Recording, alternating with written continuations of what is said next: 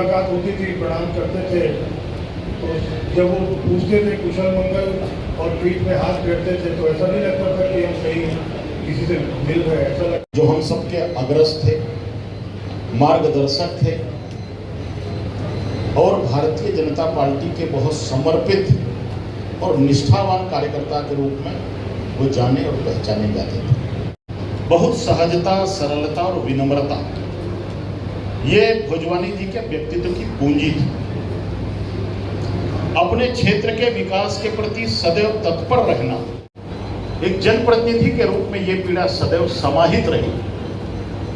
वे एक राजनीतिक अंतःकरण से अपनी विनम्र श्रद्धांजलि अर्पित करते हैं, श्रद्धा सुमन अर्पित करते हैं, उनके श्री चरणों को नमन करते हैं। मैं भारतीय जनता पार्टी के विधायक दल की ओर से और मैं परम पूज्य संत जी की ओर से और पूरे समाज की ओर से दादा के चरणों में अपनी भावभीनी श्रद्धांजलि अर्पित करता हूँ। ज़्यादा न कहते हुए दादा, लेकिन ईश्वर की कृपा से हर रूप में और उनकी वो छवि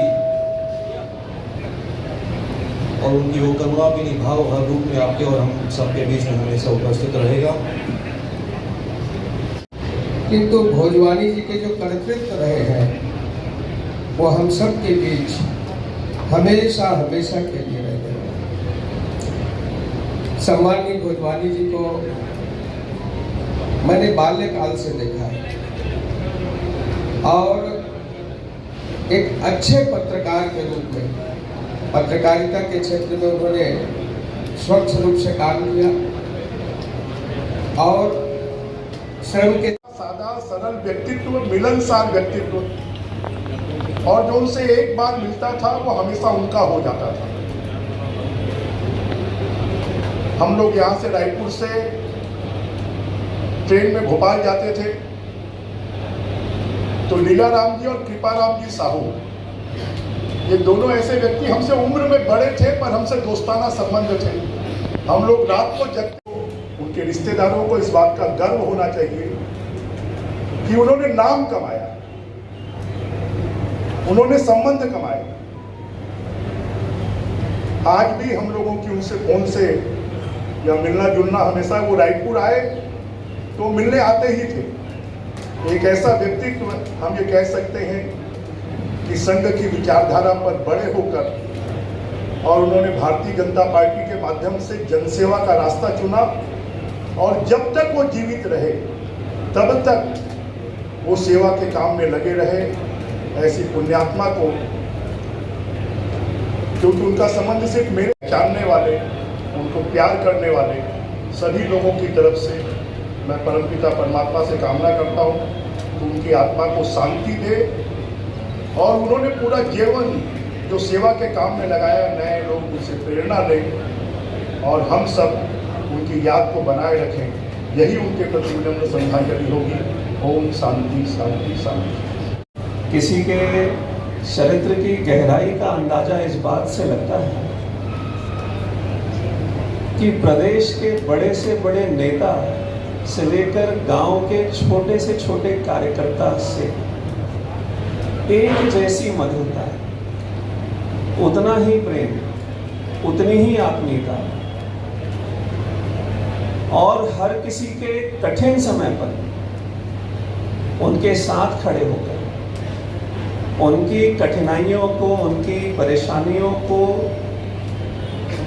बेहतर करने का प्रयास, ये एक ऐसा गुण था जिसने आदरणीय काका जी को राजनीतिक दलों की सीमाओं से लांघकर, समाज की सीमाओं से लांघकर और सही कहूं तो कार्यकर्ताओं में भी जो उम्र की सीमा है उसको भी लांघकर, क्या युवा मोर्चा का कार्यकर्ता या क्या वरिष्ठ कार्यकर्ता, सभी के प्रिय और सभी के आत्मीय एक ऐसा व्यक्तित्व हमने खोया है। और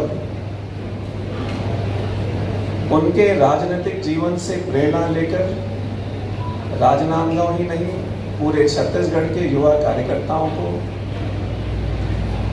उनके जीवन को प्रेरणा लेकर आगे बढ़ने का हम सबको एक सुयोग मिला है। मैं अपनी ओर से, परिवार की ओर से और भारतीय जनता पार्टी की ओर से उनके प्रति विनम्र श्रद्धांजलि अर्पित करता हूँ। ओम शांति।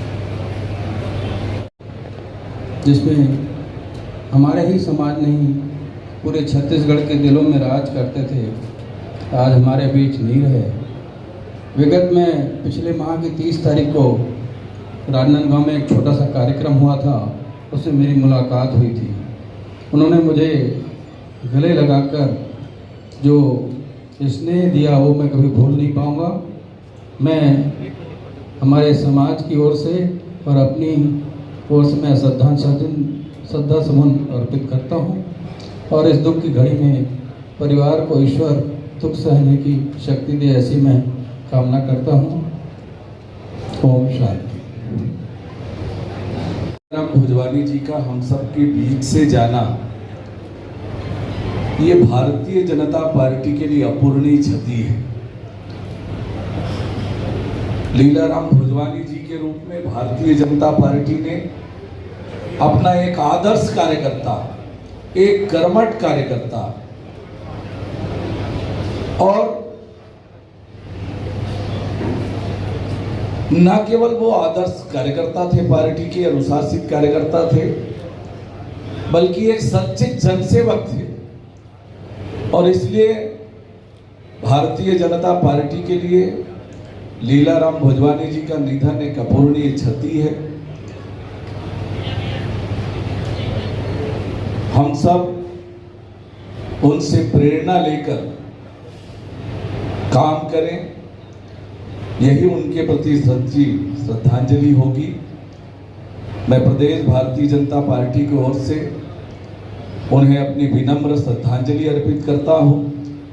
परमपिता परमेश्वर से प्रार्थना करता हूं कि उन्हें अपने श्री चरणों में स्थान दे और उनके परिजन और हम जैसे सब उनके शुभचिंतकों को इस असीम दुख को सहने की शक्ति ईश्वर प्रदान करे, ऐसी प्रार्थना करता हूं। ओम शांति शांति शांति।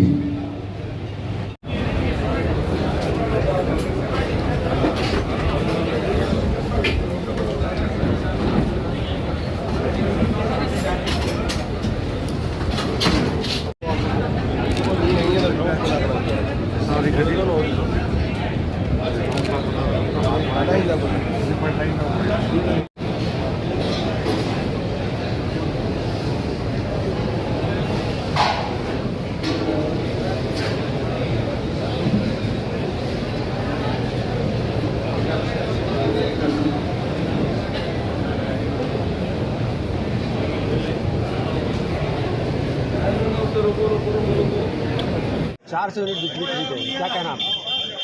कौन है? अरविंद केजरीवाल। केजरीवाल जी की स्थिति अब दिल्ली में क्या है, किसी से छुपा हुआ नहीं। और यहाँ जो बांटने की बात कर रहे हैं वो समाज को बांटने का काम कर रहे हैं, धर्म को बांटने का काम कर रहे हैं। और वास्तविक में जो जनता को राहत मिलनी चाहिए अब वो सरकार से उठ गई है। दिल्ली में भी सफाया होगा और छत्तीसगढ़ में क्या अस्तित्व है, चाहे कुछ भी बांटने की बात बोले, अपने आप को सब पूरे दांव पे लगा के बिकने की बात करें, वो भी छत्तीसगढ़ के लोग उनके झांसे में आने वाला नहीं। कांग्रेस 75+ का दावा है। तो देखो, कांग्रेस 75 का दावा कर रही है, उनके नेता और प्रभारी अभी जो स्थिति है उनके चेहरा आपके सामने दिखाई दे रहा है, कैसे बहुत चिंतित है। मैं एक बात आपको बताना चाहता हूँ कि भारतीय जनता पार्टी की सरकार बनेगी। 5 साल में इन्होंने भरोसा नहीं बल्कि धोखा छत्तीसगढ़ की जनता को दिया है, चाहे वो शराबबंदी के नाम पर हो, युवाओं को पेंशन के नाम, युवाओं को जो भत्ता के नाम पर हो, बाकी को जो पेंशन के नाम पर हो। और इस सरकार ने कुल मिलाकर के 5 साल ये दिखा दिया है कि केवल वोट लेने की सरकार है, लेकिन जब वादा निभाने की आई है तो इन्होंने वादा खिलाफी किया है। जनता उनको सबक सिखाएगी। नवंबर का इंतजार कर रही है। Thank you.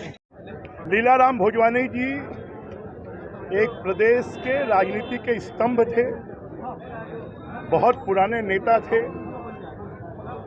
हमारे साथ में तो 90 में वो पटवा जी के मंत्रिमंडल में मंत्री रहे हैं। एक मिलनसार, एक हंसमुख, एक सीधा साधा सरल व्यक्तित्व और जिनसे गरीब से गरीब आदमी से लेकर अमीर से अमीर लोगों के भी संपर्क होते थे, संबंध होते थे, और उन्होंने पूरा जीवन सेवा के काम में लगाया, पत्रकारिता के काम में लगाया, लेखन के काम में लगाया।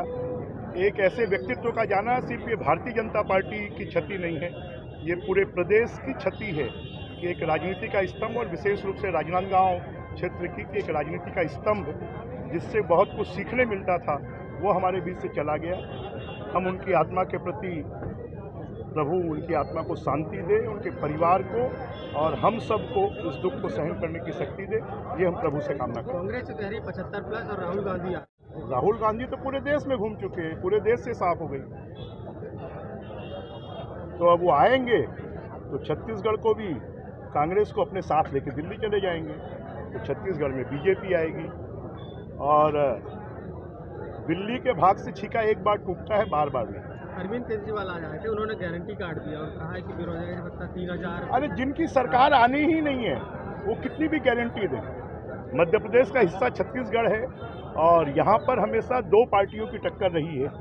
अब कांग्रेस ने तो जनता के साथ में विश्वासघात किया है, शराबबंदी के नाम पर घर घर शराब पहुँचा रही है, बेरोजगारी भत्ते के नाम पर नौजवानों के साथ में धोखा कर रही है,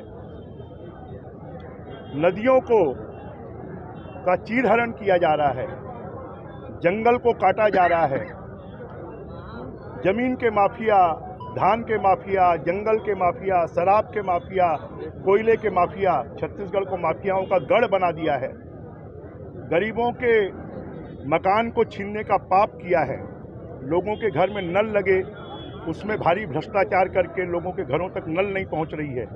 तो ये सरकार का जाना तय है और भारतीय जनता पार्टी का आना तय है। भारतीय जनता पार्टी ने 21 सीटें 3 महीने पहले तय कर अगुवाई ले ली है और आगे तक आगे बनी रहेगी। रायपुर से बृजमोहन अग्रवाल पूरे प्रदेश के प्रत्याशी हैं, सिर्फ रायपुर के थोड़ी। आम व्यक्ति की राय आ रही है कि बीजेपी ने 21 सीटों पे दाव खेला जहां पे बीजेपी कमजोर है, क्या मानते हैं? बीजेपी खाली 21 सीटों पे थोड़ी लड़ेगी, पूरी 90 सीटों पर लड़ेगी।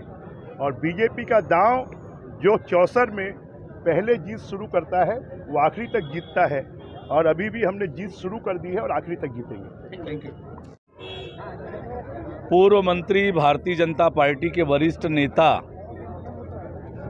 आदरणीय लीलाराम भोजवानी जी के श्रद्धांजलि सभा में यहाँ आना हुआ। लीलाराम भोजवानी जी का निधन भारतीय जनता पार्टी के लिए अपूरणीय क्षति है। स्वर्गीय लीलाराम भोजवानी जी भारतीय जनता पार्टी के एक आदर्श कार्यकर्ता रहे हैं, एक कर्मठ और अनुशासित कार्यकर्ता रहे हैं, वहीं एक सच्चे जनसेवक के रूप में, एक आदर्श जनप्रतिनिधि के रूप में भी उनकी पहचान रही है। वरिष्ठता के कारण हमारे पालक और संरक्षक के रूप में हमारा मार्गदर्शन वो कर रहे थे। उनका निधन हम सब के लिए अपूरणीय क्षति है।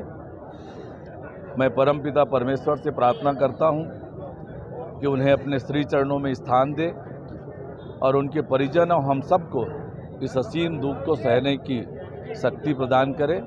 और हम सबको संकल्प लेना चाहिए कि हम उनके जैसे कार्यकर्ता बने, उनके बताए हुए मार्ग पर चलें।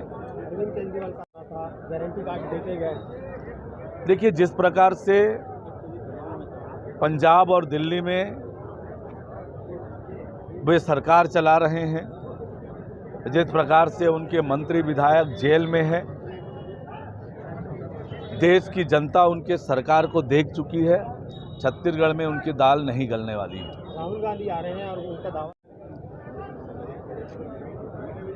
देखिए, आज छत्तीसगढ़ के हर वर्ग को ठगने का काम, धोखा देने का काम राज्य की कांग्रेस सरकार ने किया है। और राहुल गांधी जी आ रहे हैं तो अपने वायदों का हिसाब लेकर आए, जो चुनाव से पहले छत्तीसगढ़ की जनता से उन्होंने किया था। वो रिपोर्ट कार्ड लेकर आए कि जिनका वायदा उन्होंने छत्तीसगढ़ की जनता से किया था, पर उनके पास छत्तीसगढ़ की जनता को बताने के लिए कुछ नहीं है। छत्तीसगढ़ से राहुल गांधी बैरंग जाएंगे और छत्तीसगढ़ में कांग्रेस सरकार की विदाई का समय आ गया है। छत्तीसगढ़ की जनता ने तय कर लिया है छत्तीसगढ़ से कांग्रेस की सरकार को उखाड़ फेंकने का और भारतीय जनता पार्टी की सरकार बनाने का। देखिए, भारतीय जनता पार्टी की पार्लियामेंट्री पार्टी तय करती है, पार्लियामेंट्री बोर्ड तय करती है कि चेहरा कौन होगा, पर प्रदेश अध्यक्ष के नाते भारतीय जनता पार्टी के कार्यकर्ताओं के साथ मिलकर छत्तीसगढ़ में भारतीय जनता पार्टी की सरकार बने, छत्तीसगढ़ में कमल खिले, छत्तीसगढ़ की जनता को राज्य की अन्यायी, अत्याचारी, भ्रष्टाचारी, वादा खिलाफी करने वाली सरकार से मुक्ति मिले। 21 लोगों के नाम ऐसा बताया जा रहा है, सिगुफा है या क्या कहे कि कमजोर एरिया में सीट बांटे ताकि आप लोगों को काम करने का मौका मिले। देखिए, भारतीय जनता पार्टी ने 21 प्रत्याशियों की सूची जारी की है। ऐसे विधानसभा जहां पर पिछले 2 चुनाव में हम जीत नहीं पाए थे किसी न किसी कारण से, और इसलिए भारतीय जनता पार्टी ने चुनाव को गंभीरता से लेते हुए 21 प्रत्याशियों की सूची घोषित की है। इस 21 प्रत्याशियों की सूची में एक और वहीं युवा और ऊर्जावान चेहरे हैं, वहीं अनुभवियों को भी प्राथमिकता दिया है, महिलाओं को भी स्थान मिला है। निश्चित रूप से ये हमारे 21 प्रत्याशी कमल खिलाएंगे और छत्तीसगढ़ में भारतीय जनता पार्टी की सरकार बनाने का मार्ग प्रशस्त करेंगे। यूपी एमपी की तरह यहाँ भी बुलडोजर वाली सरकार बनेगी क्या? जिस प्रकार से पौने 5 सालों में छत्तीसगढ़ में अपराध बढ़ा है, जिहाद करने वाले लोगों की संख्या बढ़ी है, जिहादी घटनाएं बढ़ी है, लव जिहाद की घटनाएं बढ़ी है, और जिस प्रकार से राज्य की सरकार कानून व्यवस्था पर नियंत्रण करने में पूरी तरह से फेल साबित हुई है, माताएं बहनें सुरक्षित नहीं है, निश्चित रूप से छत्तीसगढ़ में अपराधियों पर कानूनी रूप से बुलडोजर चलेगा और ये शांत प्रदेश, ये सहज सरल लोगों का प्रदेश, यहाँ कानून व्यवस्था का राज होगा।